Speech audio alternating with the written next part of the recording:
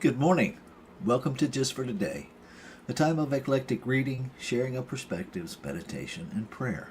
I'm Reverend Rafe Ellis, Senior Minister and Spiritual Leader of the newly joined Centers for Spiritual Living Communities of Columbia and Greater Baltimore. Today is November 19th. And this morning I'm reading from Living the Science of Mind by Ernest Holmes. And I'm reading from page 252, starting with the second paragraph. The body must be properly cared for, and we should come to understand body-mind relationships. In addition to this, we must forget that humanity is primarily a spirit. We must never forget that humanity is primarily a spiritual being with a mind and a body.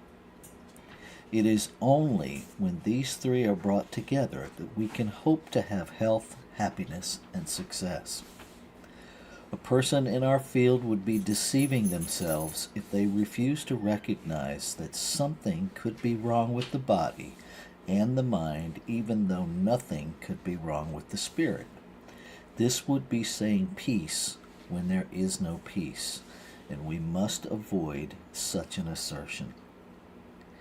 The spiritual mind healer recognizes the need for physical care. If they are intelligent, they will never deny or seek to minimize the splendid work being done in the fields of medicine, surgery, and psychiatry. But they do have something to add to these. They have the assurance that humanity is one with the living spirit. Wow. I love this whole section. I'm just, in all transparency, I reference it frequently because for me it is the antidote to spiritual bypass.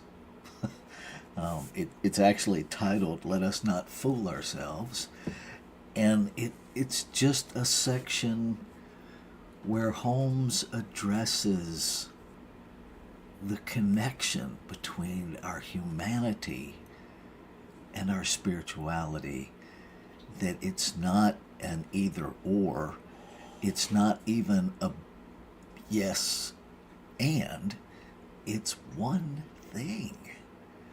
And it's our mental perception, it's our perspective that separates our human expression from our divinity.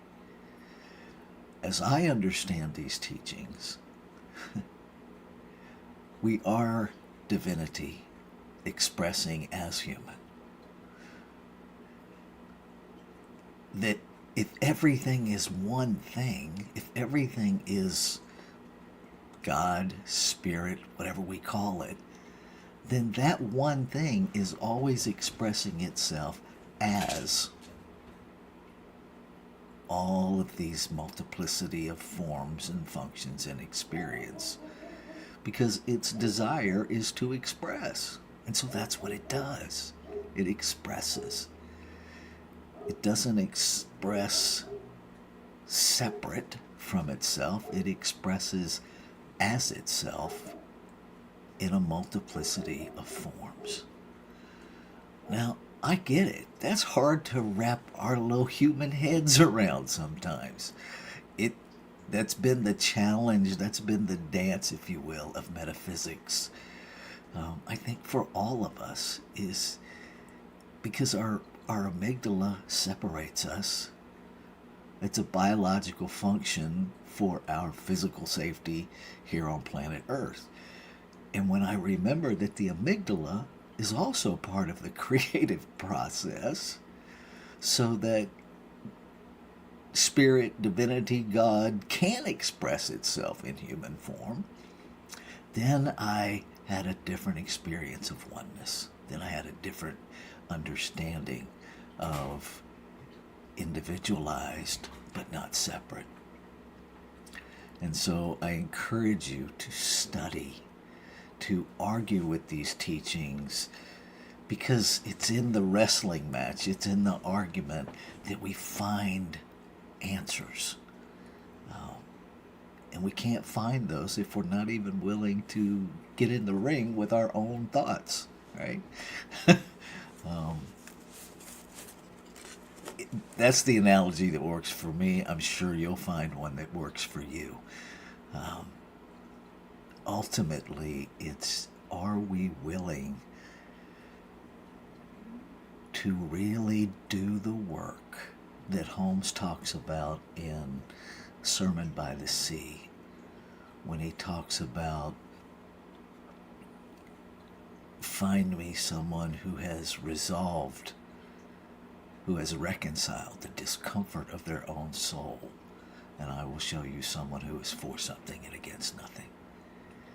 That in order to get to that place of being for something and against nothing, we have to reconcile the discomfort of our own soul. The discomfort of our own soul, as I understand it, is the activity, the playing out of thoughts of separation.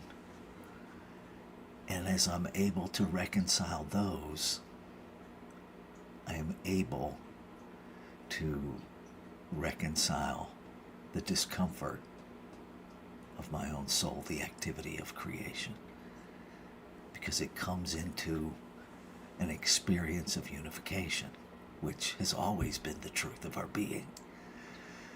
So we can't deny what's happening here on planet Earth and claim wholeness, because they're one and the same. And so I invite you to maybe take this consideration into our time of meditation. That what is available, what is tangible, what is right there in your awareness right now, to shift and to ask the infinite as you how you can best shift that. I promise you, you will get answers. You may not get the answer you want, but you will get an answer. So let's take this. Actually, I'm going to read these couple of paragraphs one more time, and then we'll take that into our meditation. The body must be properly cared for, and we should come to understand body-mind relationships. In addition to this, we must never forget that humans are primarily a spiritual being with a mind and a body. It is only when these three are brought together that we can hope to have health, happiness, and success. A person in our field would be deceiving themselves if they refused to recognize that something could be wrong with the body and the mind, even though nothing could be wrong with the spirit. This would be saying peace when there is no peace, and we must avoid such an assertion. The spiritual mind healer recognizes the need for physical care. If they are intelligent, they will never deny or seek to minimize the splendid work being done in the field of medicine and surgery and psychiatry. But they do have something to add to these. They have the assurance that humanity is one with the living spirit.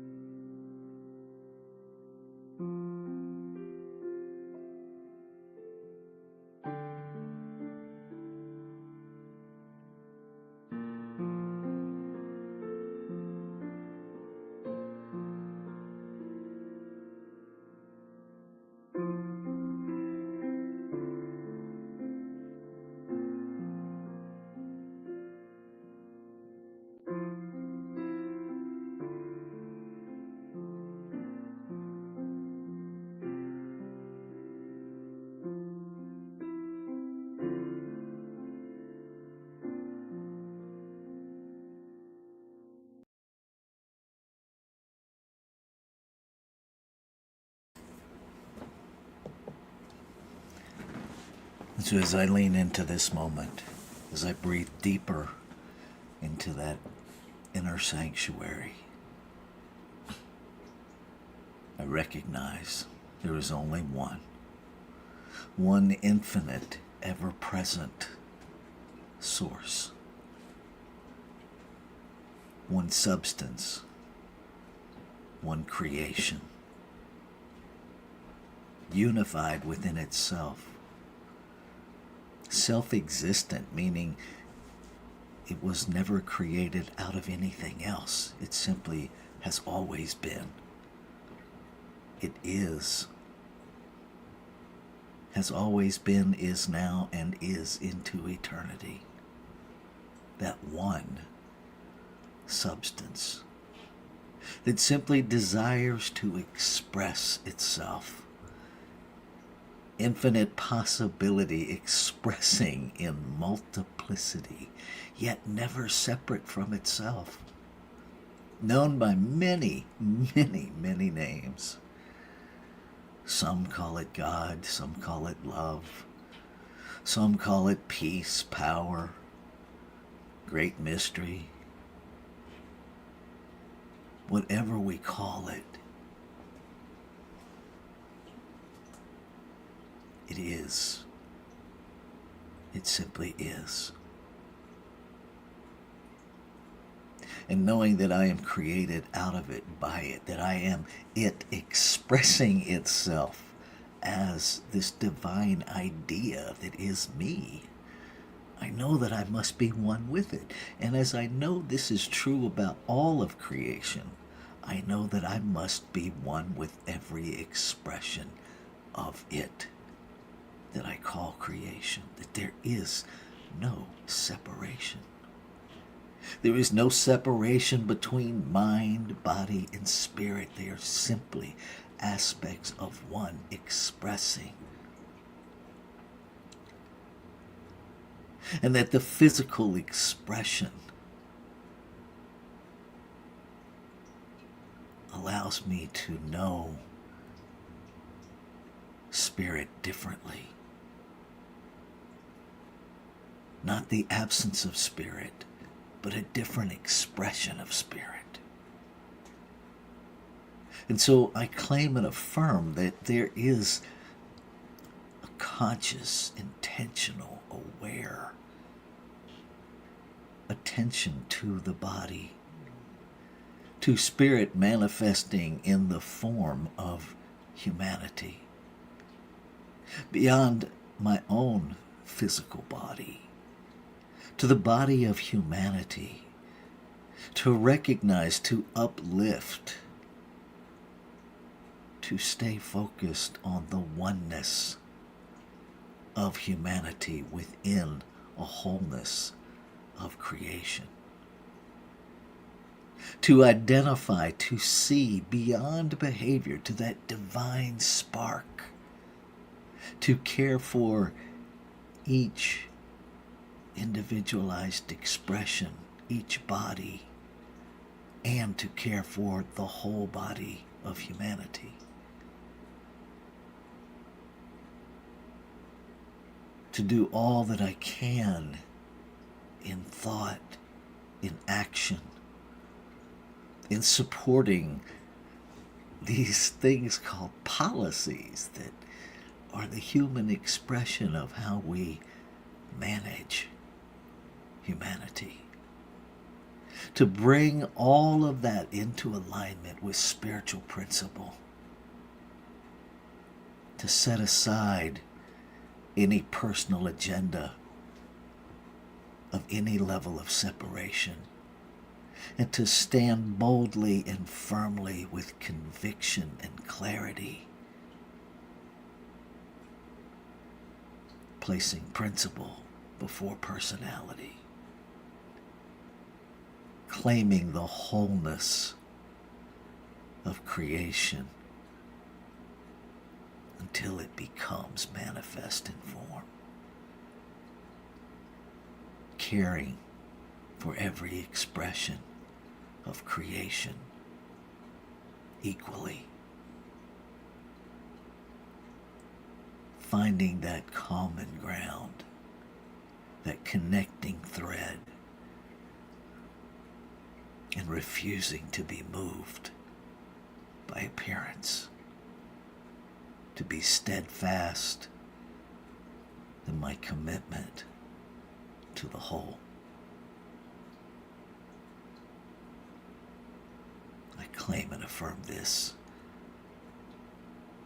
as my individualized reality and reality for the whole, because what I treat for myself, I treat for the whole, because there's only one of us here. And I'm grateful. I'm grateful for the activity of law, the doer within this creative process that simply responds, reflecting back to each and every expression of creation what we are holding in consciousness, in awareness, in our beliefs, in our thoughts, empowering us to shift and move closer into alignment. Grateful for the instant activity of law that offers no filter, that offers no reframe, simply responds and makes it so. And so I know it's already done. And so I can release any doubt, any thought,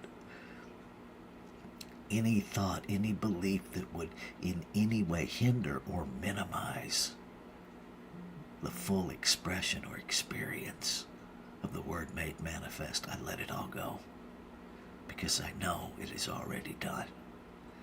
And so I move into this day with my eyes and my ears and my heart wide open to experience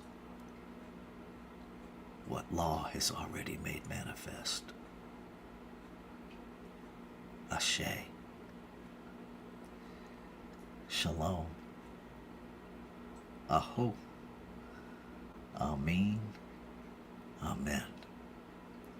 And so it is. Namaste.